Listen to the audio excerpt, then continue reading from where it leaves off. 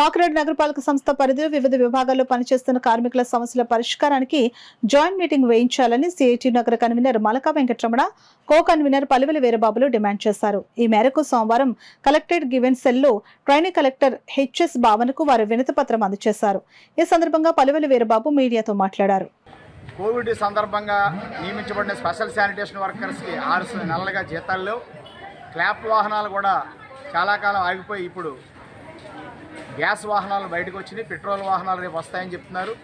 అలాగే ఆదివారం పనులు చేస్తూ చాలా ఇబ్బందులు పడుతున్నారు కార్మికులు. ఆదివారం పూర్తిగా పారిశుధ్యానికి సెలవు ఇప్పించాలని కోరాం.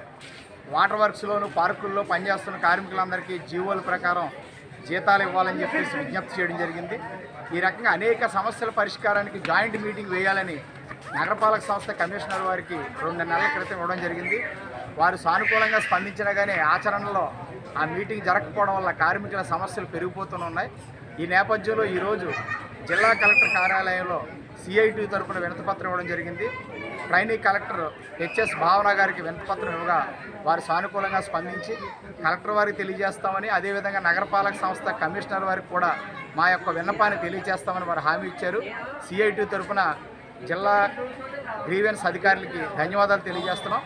నగరపాలక సంస్థ అధికారులు, ముఖ్యంగా కమిషనర్ వారు ఒక సానుకూల దృక్పథంతో స్పందించి కార్మికుల సమస్యల పరిష్కారానికి కృషి చేయాలని సిఐటి తరఫున విజ్ఞప్తి చేస్తున్నాం.